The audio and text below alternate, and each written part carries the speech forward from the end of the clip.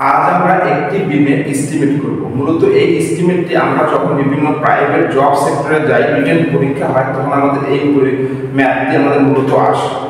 আমাদের হচ্ছে বিমের এস্টিমেটটি কি দেখে নিই আগে। একটি আরসিসি বিমে যার স্প্যানের দৈর্ঘ্য বা স্প্যান হচ্ছে আমার 15 ফিট এবং এর ক্রস সেকশন হচ্ছে 12/18 ইঞ্চি বলে তার প্রয়োজনীয় মালামাল বের করতে হবে এবং ওই বিমে আমার 1.5% যদি লোহা ব্যবহার করা হয় তাহলে মোট কত কেজি আমার লোহা লেগেছে। আজকে আমরা এই এস্টিমেটটি করব। মনে করি আমার আরসিসি বিমের স্প্যান অর্থাৎ আমার আরসিসি বিমের হচ্ছে দৈর্ঘ্য এর মনে করি হচ্ছে কত ফিট, 15 ফিট।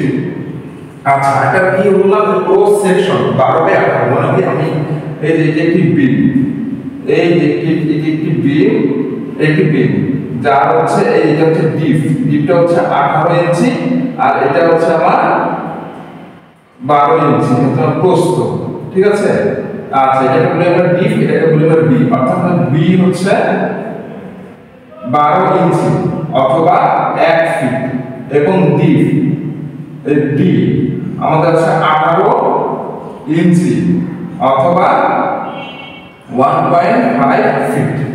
এই যে আমার বিমের পুরো জাস্ট দেখলাম, যার স্প্যান বা দৈর্ঘ্য হচ্ছে আমার 15 ফিট, এই যে 15 ফিট এবং হচ্ছে বি অর্থাৎ হচ্ছে এই যে প্রস্থ হচ্ছে আমার 12 ইঞ্চি অর্থাৎ 1 ফিট এবং হচ্ছে ডিপ হচ্ছে আমার 18 ইঞ্চি অর্থাৎ 1.5 ফিট।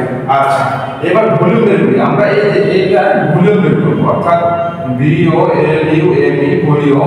ভলিউম মানে কি L গুণন B গুণন D সেট। এখন L এর মান কত পাইছি আমি 15 ফিট, B এর মান পাইছি আমি 1 ফিট এবং D এর মান এটার মান পাইছি আমি 1.5 ফিট। আমার ইঞ্চিতে দেয়া আছে কিন্তু আমি করে নিয়েছি সবগুলো এই যে ফিটে করে নিয়েছি। তাহলে আমার কত আসে আমি ক্যালকুলেশন করতে হবে তাহলে।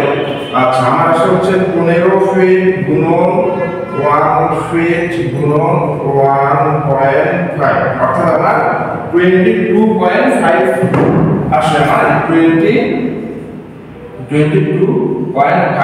আচ্ছা, এটা আমার তাহলে ইউনিট কি হবে? ইউনিট হচ্ছে আমার CFT। এই ভলিউম পেয়ে গেলাম।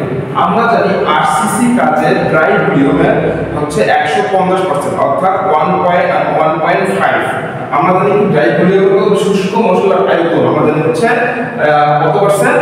1.5%। অর্থাৎ হচ্ছে এই যে DRY ড্রাই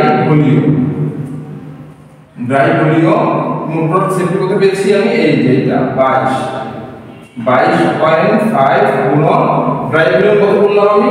যদি 150 হয় পার্সেন্ট তাহলে এটা ভাগ দাও 100 দিয়ে, তাহলে হচ্ছে 1.5